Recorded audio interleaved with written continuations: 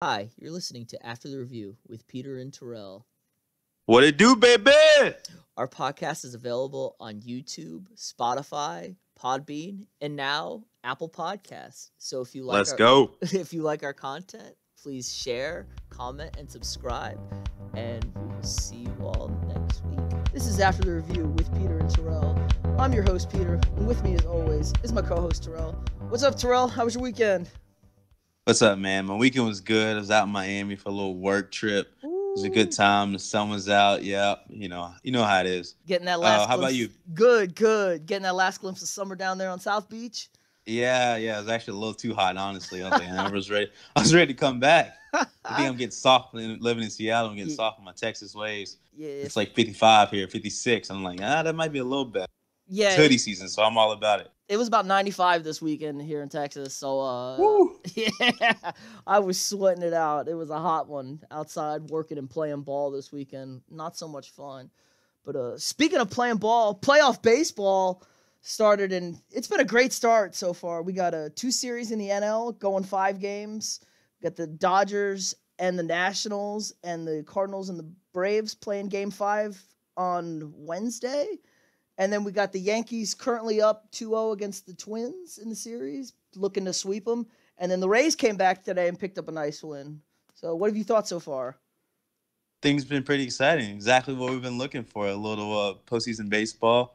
It's always good. I feel like it's always a little different. You know what I mean? I feel like the games are more interesting. You can actually watch it on TV now. I feel like during the year you're not trying to watch on TV at all. Yeah, I know what you mean. It's been exciting. So many great late inning games, late rallies. The wild card games were really fun.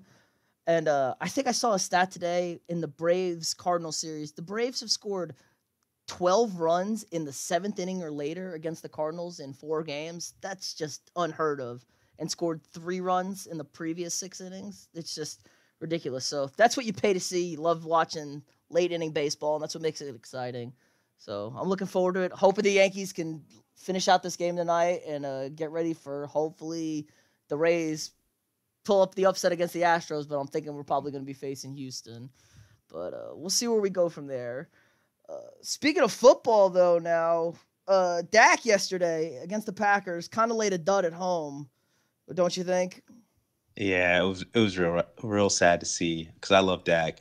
I like everything about him, on and off the field, and it was really sad to see him throw 3 interceptions, not really get the offense moving until late. It's almost too late there. So yeah, it was really upsetting. But I know they'll have a good bounce back week against the Jets. Kind of an inferior opponent, but that's something they need sometimes. Hey man, if Sam Darnold plays, it's going to be a competitive game. Just you watch. But that's okay. Well, I'll wait for that one. That's 2 weeks in a row that the Cowboys' offense has looked anemic for most of the game. Do you think coordinators have figured out Kellen Moore, this young gun in the NFL, about what he's trying to run, and they're shutting it down? Definitely. I think that's some of it. He gets the film out, at week 3. I think there's a lot of film out. There's 3 games. You can kind of see, what they're doing. Obviously, they're also playing better defense. The Saints defense is pretty good, and so is the Packers defense. Those pass rush, the 2 Smith bros is what they call it. So I think that's a test. That's another thing that goes into it. But I think Kellen Moore's going to have to make some adjustments to figure out what people are attacking him with and go forward with. And it just kind of felt like one of those days also for Dallas. They were moving the ball left and right, up and down the field in the first half, and then they'd just get a penalty, turn the ball over, miss a field goal. It was just they couldn't do anything right when they needed to do something right to make it a game, and Green Bay took full advantage of that. Aaron Rodgers firing all cylinders with the offense. But sometimes that happens in the NFL. Maybe just burn the tape and get things back against, like you said, the Jets, an inferior opponent. But if you struggle again against the Jets, heads might start rolling. Jerry's got a quick gun. If you know Jerry, he might make a move. Definitely. Yeah, if that's the case, definitely would try to maybe make a move or something like that. And actually, Jason Garrett showed me a little bit. He was fired up. He was pissed off on the sideline. Got a flag actually, and I actually liked it. I was like, okay, some fire from Jason Garrett. I can't care too much. I'm not a Cowboys fan, so I don't care a ton, but I like what I saw from Jason Garrett. So I think, the Cowboys will be all in all, they'll be all right. Yeah, just not the normal clapper himself, just standing there taking on the sideline. But like you said, the flag he picked up, which highlights something that was really kind of an issue in this game, if you were watching closely, was the officiating. The officiating was, again, just atrocious, super inconsistent, all over the place. I never knew what call was going to be called and what wasn't going to be called, that it felt like it hurt the Cowboys a lot more than it helped at home. Yeah, well, definitely. That he really got upset off that catch on the sideline of Mark when his both feet were clearly in. The official calls him out. He's upset because he has to throw the challenge flag. He's like, things already aren't going his way. The officials have been very wishy-washy, and then he has to throw the challenge flag for something that's right in front of the back judge's face. Like, I'd be kind of pissed too. Richard Richard, the defensive co-defensive coordinator, got upset. Kellen Moore got upset. I thought the Cowboys' offensive staff was about to beat up that referee, and honestly, I'd probably jump into the way that game was. Referees were just bad. So I was there for it. The fight was about to break out. And it just compounded. He was talking with them all game. He had a challenge. He challenged a pass interference earlier in the game that was a critical call that he didn't win the challenge. But the ref yelled at him, said, "You don't like the call, challenge it." And so then why does the ref get to be in Jason Garrett's face when he's, throwing that challenge flag, to throw that on Sportsman like he threw on Garrett on the second challenge? It just seems like officials always need to be in the game. I'm here, I'm in control, and it feels like a power issue. The NFL and the officials union just agreed on a new 7-year CBA, so I don't think it's getting fixed anytime soon, and I'm kind of worried about it. I think some changes are definitely gonna come after this year, 100%. And I'm with you. I'm kind of worried about it. All, like you said, this is one game as an example, but all over the board. I saw it in the Thursday night game. Clay Matthews roughing the passer was a horrible call. I mean, Clowney did the same thing to Goff, like, I don't know, maybe 2 series before. He pretty much took his helmet and just took his hand and just mashed his hand all over his helmet. So, and nothing was called.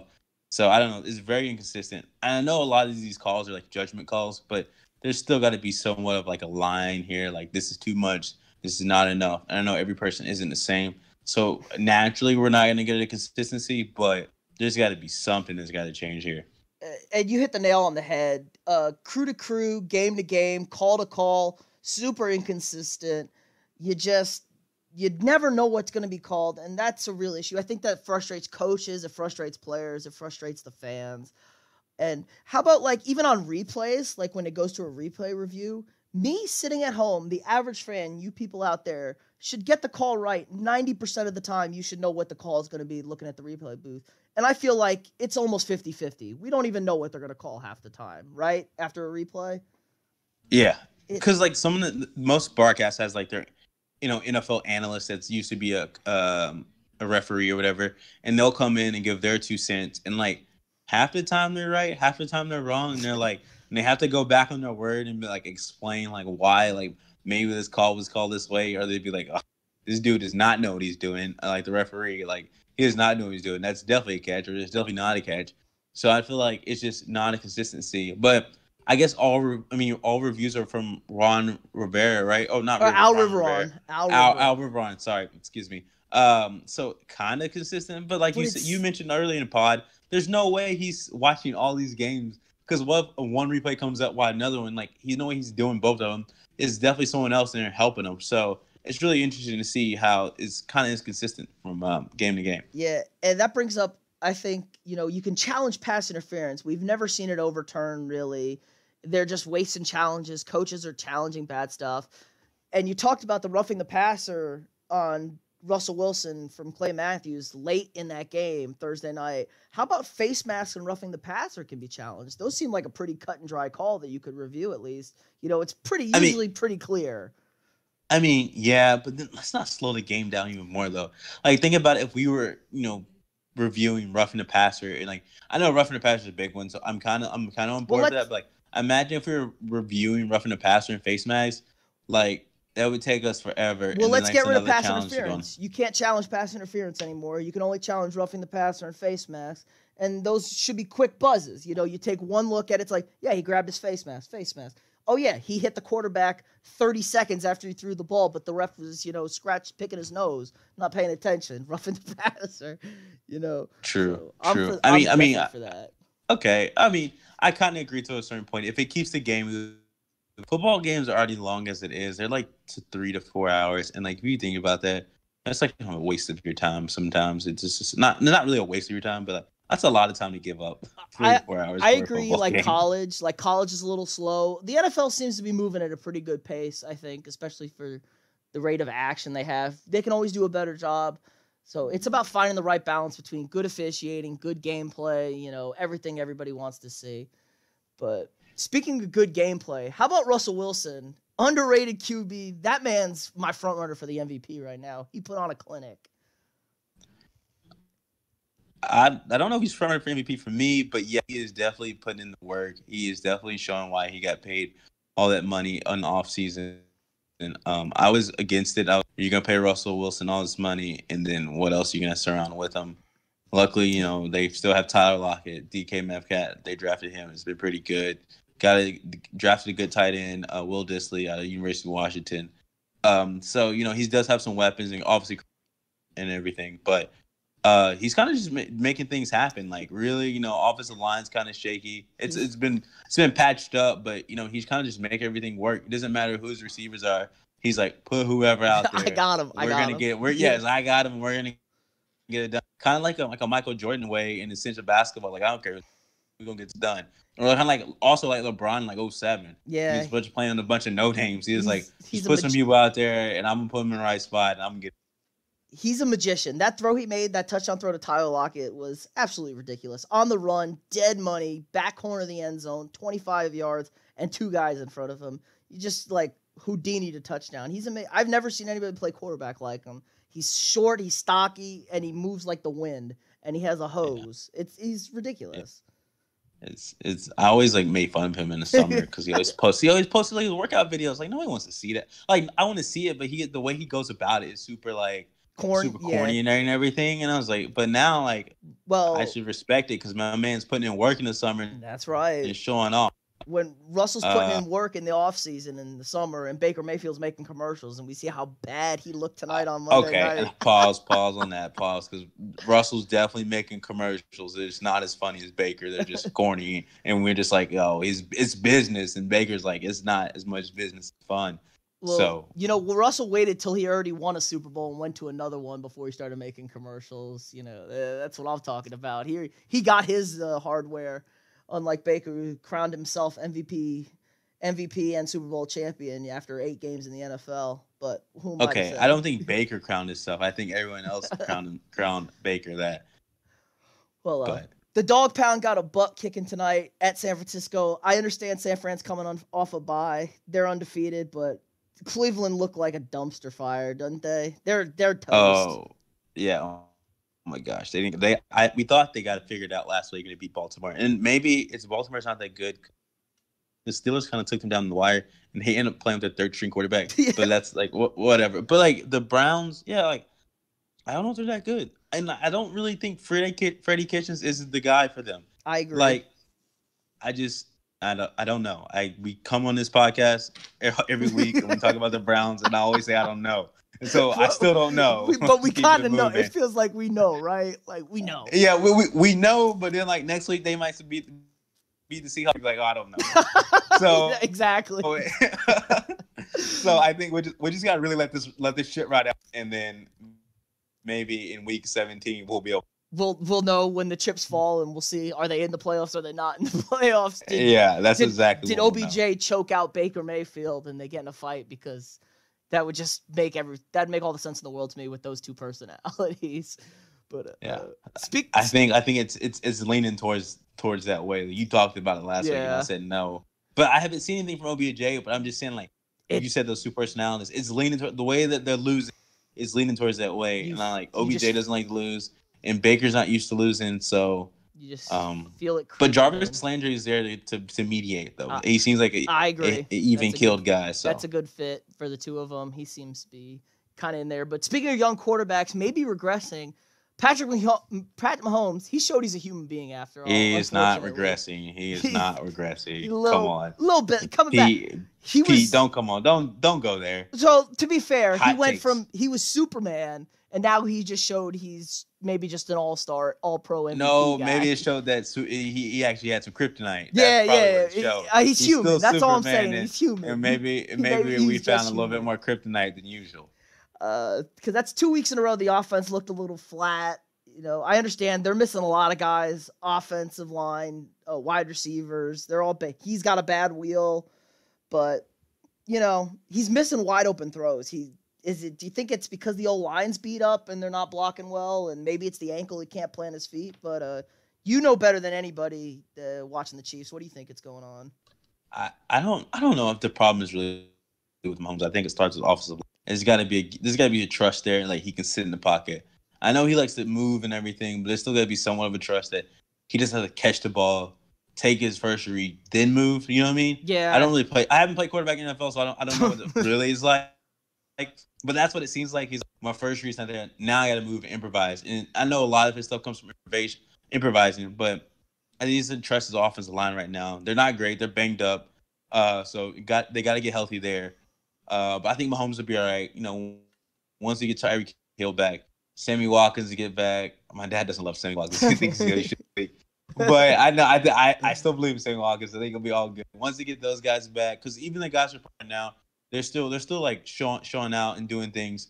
So once you get the full crew back and everything, you got to establish the run. But I think from the Chiefs' standpoint, their trenches, their defensive line and offensive line, they got to get better there. They got to stay healthy and they got to get better.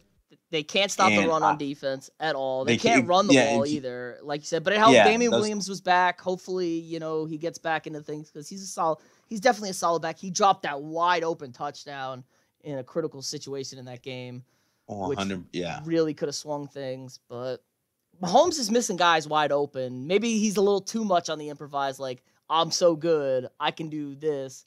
That he's not, you know, focused on a little bit of the finer details on guys that are wide open. Because don't get me wrong, 3 guys, 60 yards downfield, I'm not taking anybody over Pat Mahomes to make that throw. He's making that throw. Yeah. No, I agree. And, no, he's missing some guys, but you know, I think it'll be all right. They definitely got to iron some things out, patch some holes, and Mahomes can definitely help patch some of those holes or whatever. But he's got to get healthy first to help do that, and then I think they'll be okay. This Colts loss showed a lot. It was good. It showed some things they need to improve. I'm glad. I mean, it kind of had like. It's good to lose. It's good to lose. It's good to lose. It's good to lose. And you mentioned, it's never good to be the last undefeated team. So, got the loss under the belt. They weren't going to go in whatever, and they patch these holes. I'm banging on the table for Jay. You can give them 2 first-rounders, whatever they want. I need Jalen Ramsey. I mean, just for the rental? Very bad. Just for the rental? I don't think they have money to pay him, but 2 first rounds for a rental seems expensive. Yeah, I agree. I mean, I would take Jalen Ramsey for whatever he wants to get paid, but I don't know if they have that money. And I'm kind of looking back like, man, they should have kept Marcus Peters. Maybe dealt with the headache. He can't cover anybody in LA though. To be fair, he was covering people. And I mean, come on. You've seen the Chiefs defense, like any of those other corners that they cover anybody. But like Kendall Fuller plays in a slot now, so they're not covering. Those 2 outside guys are not covering. But it's just you don't have to deal with the headache of Marcus Peters is the only upside. If you're all gonna get burnt because it feels like that's the way, at least you're not dealing with that headache. But did you see who Jalen Ramsey was hanging out with this weekend on Sunday after not showing up for the Jags? That was interesting. Yeah, he was Deshaun. Well, they have the same agent. They do, but he was in Houston with Deshaun. Yeah, so Houston Deshaun, but they have the same agent. It's like that. The agent has he has everybody. He has Derwin James, Jalen Ramsey, Deshaun Watson. He has Earl Thomas. He has a couple other big time defensive backs. I think Vinny Vaccaro. He's a good group of guys. So I think Earl Thomas was his first guy, but that's I think his name's David. I don't know how to say his last name, but he's with him. So, but I don't know. The Texans get Jalen Ramsey. They would never trade him in the division. But a free agency. Oh yeah, you're right. Ooh, that team's gonna be that kid could be real nice. I mean, You smell that, Terrell? Because Hop. I smell tampering. I smell tampering. Nah, that's not no tampering. I mean, it just Deshaun. happened to have the same agent. You know, he's with Deshaun and Bill O'Brien is the GM. He's like, yo, Jalen said he said he kind of liked Houston this weekend. Man, I just telling you that. That's what he said. Hey, I'm just telling you. Okay, yeah, I'm pretty sure it's the guy in the parking lot at the tailgate's also the GM for the Texans. Just, hey, what do you think, Bill? I like that guy over there. What do you think? He's like, I want Jalen Ramsey. How much do you want to pay him? All the money. Got it. Done. Ink it up. Yeah, you never know. They might do it. Bill O'Brien, I don't know. He never seems amazing.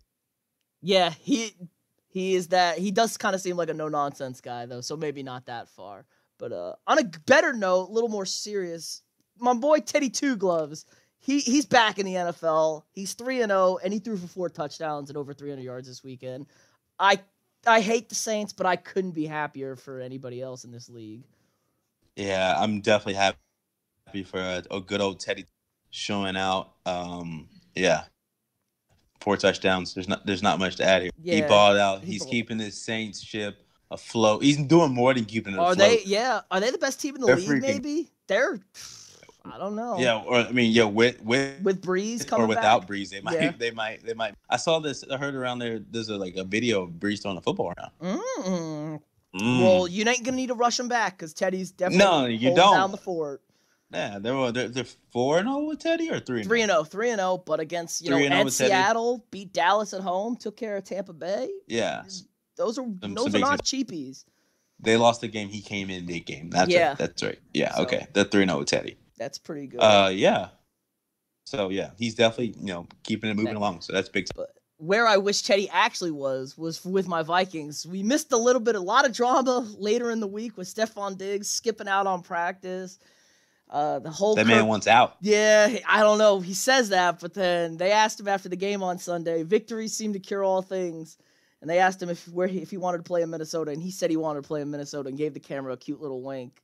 So, did they right the ship? Maybe it was just a little something because the offense was rolling on all cylinders, and they absolutely blew up Danny Dimes this weekend. As they're supposed to. Yes. As they're supposed to. Yeah. I mean, and I know you're happy about it because you're Vikings, but that's like my dog peeing outside. Like he's supposed to do that. I'm not going to praise him for that. He's supposed to. No, you're supposed to beat the Giants. So, but how many times have you seen a locker room blow up and the team fall apart on the road and just lay a complete egg and all hell breaks loose after that? I mean, that's true. That's true. Okay, I guess you're right there. Like if they were to lose to the Giants, it could be bad. But they're supposed to beat the Giants, so we know they're good. We know they're good. We just know Kirk. That's probably mostly what it is. It's like we're good, but our quarterback's not. And the quarterback happens to be a big part of it all. Our quarterback's not just not good. He's good. He's not good under pressure, and our offensive line is bad, and it makes for an explosive combination of just not great. But the ship is still afloat. We're still sailing ahead. Big game at home against the Eagles this week. We hate the Eagles from the NFC Championship game 2 years ago and how they treated our fans in Philly. But if they can get that win against Carson Wentz. Wentz coming to town. You better watch out. Yeah, we saw what happened the last time. They beat them last year in Philly. Little makeup. Wentz hasn't played well against the Vikings in the 2 times they faced them. They only embarrassed us with Big Dick Nick at quarterback in the NFC Championship game. So maybe if they had Wentz, we would have been to the Super Bowl. Who knows? But if they can win that game, all is right in Minnesota. If they lay another egg, especially Cousins, I could see things getting really ugly really quick. Yeah, this will help. If Cousins can get over his hump, beat the Eagles, that'll definitely help the whole team morale. Yeah, I agree. It's a locker room thing. It's a morale thing. You just got to believe sometimes. The NFL ain't always about who's better and who's worse. It's just about believing. But speaking of a guy who doesn't have any belief anymore, it feels like, is Matt Ryan. He kind of feels like he's got nothing left in the tank. Yeah, I don't know if it's him or the Falcons team. They're not playing any defense. I thought it was between Jay Gruden and Dan Quinn, who's going to be first one fired. But Jay Gruden took that title. And I don't know. I don't know if it's Matt Ryan. It's a combination of everything. I think Atlanta is in a bad, not a They're bad too situation, talented but for this, though. They're way too they talented. they really are. They've got some they got some serious talent, and I don't know what to do with reading all this. They're getting blown out by Houston. They're losing to Tennessee. They're losing to Indy. Now Indy and Houston are very good teams, but if you're losing Tennessee, I Yeah. can't defend you here. But they went off and beat the Eagles in week 2. I Julio mean, Jones made one play on 4th and 3 to save their season. It felt like for just a second there. So they're that's really true. one made tackle away from being From being 0-4 because they got 0-5. Yep. dominated week 1 against the Vikings also. So they're Yeah, so they're one play away from being 0-5, right? 0-5. Yeah, 0-5. My bad. I guess to explain, I guess they're not a good team. So they have Arizona next week. So if they lose Arizona and Kyler Murray, then we're just gonna tell them they need to pack it up and start selling off pieces, sell off Julio. start selling. You know who could use selling Julio off Jones? Those boys up in New England could use some Julio Jones. No, you really want to give Julio Jones to the Patriots? No, I mean, I think they need him. I don't think the Patriots can win without a vertical threat over the top. I don't think they'll be able to outscore some of these teams in the AFC. I know their defense is ungodly good, but NFL is built to score points, and you're going to have to score 30 points, I think, to get to a Super Bowl in a playoff game. Well, let's not start seeing any narratives. We want to give Julio Jones to the New England. They're already good enough. Let's not help them. We don't want to We want to speak see it someone out. else win the Super Bowl. So, Hey man, I'm okay with Tom Brady winning as many Super Bowls as Tom Brady wants to win, just for but shits and gigs. the Falcons lose to Arizona. Dan Quinn gets Monday or Sunday night, Monday-ish. I think they let him back on the plane. He gets home. They maybe don't let him in so early. Did you hear what they did to Jay Gruden? They called that man in. I wouldn't. Called him in at 5:30 in the morning, Jay Gruden, to get his ass up there to fire him. You couldn't let him sleep in at least on the day he gets fired. Like, man, at 5:30 in the morning. Yeah, that's bad. He right? he had to know it was coming though. He's like, if I'm getting.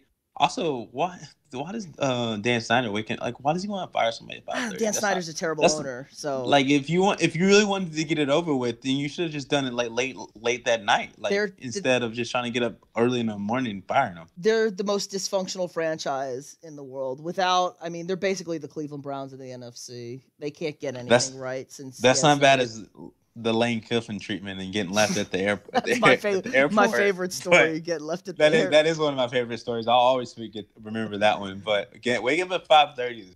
That's rough. brutal. Yeah, but a team who seems to be playing well, the Bills Mafia. Gotta shout out my Bills Mafia. Picked up a super ugly win against Tennessee this weekend, 14-7. They can play defense, and they're 4-1, and they played the Patriots as tough as could be.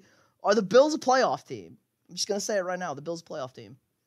I don't know yet. I don't think so, but I don't want to write them off yet. Mm-hmm. But they're leaning towards that way. It's definitely, they're actually like a for real team. Josh Allen's getting it done. He's kind of being a game manager, so to say. Would you agree there? Yeah, but that's all you got to do as a young quarterback sometimes with a great defense. Correct. That's exactly all you do, especially when your defense is pretty good. So I don't want to say no quite yet, but I'm not super sold just because they really haven't beat anyone, even though they're 4-1. They just haven't beat anyone, even though they played the Patriots tough. I mean, the Redskins played the Patriots tough a little bit there too, but I'm just not sold yet. So maybe in 2 weeks, they keep winning, I might be sold. Yeah, run down some of the other games. The Panthers and Kyle Allen picked up another win at home against the Jags. They keep winning. The Ravens bounced back and took care of the Steelers at Pittsburgh. Lamar did not look good. And the Steelers. I can tell you that. My fantasy team can tell you that too. The Steelers very undermanned, but win's a win in this league. It's sometimes hard to get.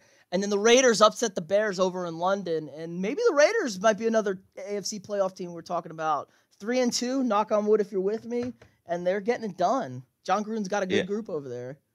Yeah, he does. I'm happy for John Gruden and all that they went through and everything like that. So I'm glad they're winning, and I'm glad it felt a little better. It felt really good to go ahead and beat the Bears with Khalil Mack after trading him away last year and all that good stuff. Yeah, a little bit of payback. But college football this week, let's talk about it. Florida broke our hearts, not really our hearts, but our picks, and beating Auburn in Florida. Didn't see that one coming, but Not at all. is it me, or does it feel like college football has just been a little flat this year? You know, every year I like NFL football because it's better football, but college always has that more exciting feel, get your heart pumping out of your chest, but it just feels been very lackluster this year, where the NFL, on the other hand, has been great games in prime time, super exciting. I think colleges has, they have their couple heavyweights at the top, and they haven't really, Clemson had a scare last week or whatever, but we know what we're going to expect down the road, and it's like we're just kind of watching these middle of the pack teams kind of fight it out or whatever. So I think that's what it is, but I think we're heating up until to the part of the season when these games get good, and we interlock. Like this weekend, we got LSU, Florida, and A&M, Alabama, which probably won't be much of a game, but still it's a ranked game. So I think we're getting to that point where these teams are ranked, and it's be pretty good. So I think we should just pump our brakes just a tad bit, give it a little time to see if it'll get better. But I kind of agree with you. Kind of been lackluster. Yeah, we need a little pick me up. Hopefully it does. All the good SEC teams, good Big Ten teams. OU Texas this weekend too. So that hopefully things start picking up, because I do love the pageantry and show of college football. It's always exciting. Hold on real quick, Pete. I know you see this. The Twins got 2 on with no outs. You okay? I'm okay. I'm a little sweating. We got the hammer in. Chapman's in. We got a 4-run lead though. We added 2 more last inning. So you start trading runs for outs, dude. And you trade runs for outs, you win this game and pack it up. But we'll keep tabs on that now. Well, we keep tabs on that for sure. I just wanted to bring that to your attention. That's all. Yeah. What we forgot to talk about last week, we got to pay homage to our brothers north of the border in Canada. National sport of hockey started this week, and that's always fun to see. Yeah, it did. I can't say much about hockey. I love PK Subban. He's actually engaged to Lindsey Vonn, who I love too. So it'd be exciting. I might be a New Jersey Devils fan now too. I'm already a Preds fan, so PK Subban might be my LeBron. I just follow him wherever he goes. So I like it. That's my 2 cents for hockey. All right. Let's move forward. Looking ahead, go back at our bets and picks. Our mystery better X, he's been fired. He was 0-3 this last week. Yeah, he's terrible. He's out of there. He's done. We've lost $1 million 2 weeks because of him. He is done, so. We had some saved away, and we got a couple of picks for you all this weekend. I really love this one. Seattle getting 2.5 points at the Cleveland Browns. Oh, man, I'm all over this one, aren't you? Yeah, I'm all over it. We got to make our money back for sure.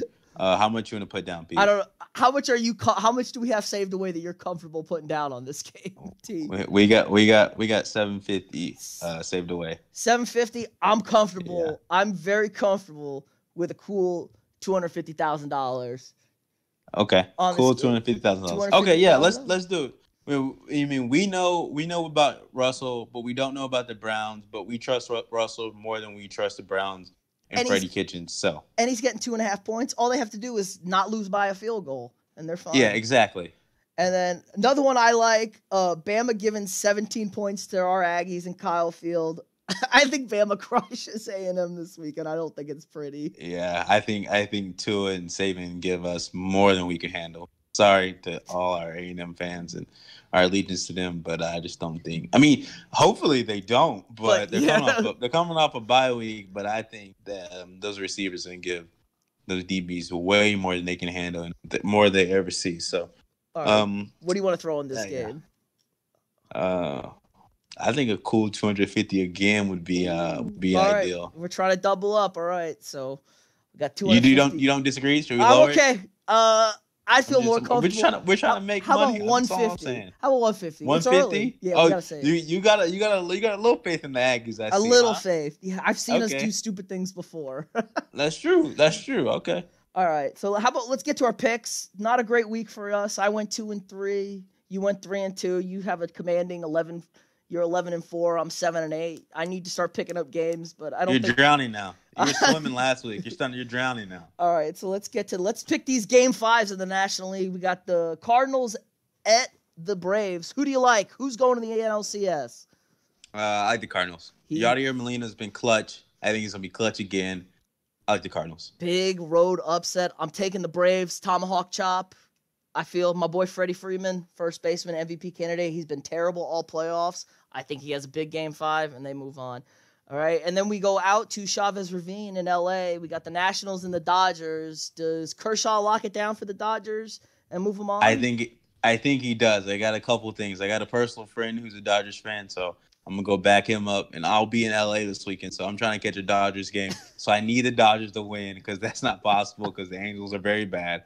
I need the Dodgers to win to try to catch a little postseason baseball. See, I was thinking you were heading to D.C. this weekend because I think the Nationals and Strasburg take care of business on the road.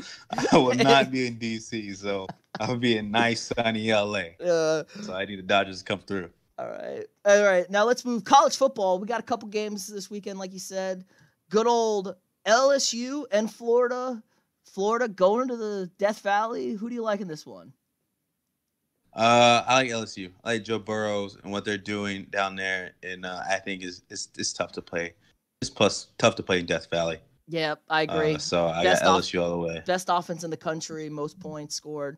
I think they dominate. And now a good old fan favorite up at the Texas State Fair in the Cotton Bowl. We got the Red River Shootout for those of us that know about it. It's showdown to everyone else, but we call it the shootout here in the Lone Star State. I got the Sooners. I think they're a better team than Texas, and I let me hear it. Go on about Jalen Hurts because I know. Yeah, let me the weekly Jalen Hurts updates. 16 for 24, 228 yards, 2 touchdowns. We're going to ignore that interception, and he had 56 yards on the ground and another 2 rushing touchdowns. Yeah. So just little peep that in there for you in the Heisman race. I know you're against it, but I just gotta let you know each week in and week out. 91.4 QBR rating. So my man Jalen Hurts is still getting it done, and I got him versus the. Does this if OU wins? Does this take the Longhorns out of any considerations for anything? Absolutely. Two losses to 2 good opponents, 2 superior opponents. Okay. I think you're out of it at this point. Now some NFL action. Big game in LA. Rams look to rebound. 10 days off, but they got the undefeated Niners coming to town. Another huge divisional matchup. Can the Rams right the ship? Yeah, I got the Rams. I think Sean McVay, will produce a good game plan for Jared Goff, something easy. Goff's been struggling lately. I don't know what the deal is.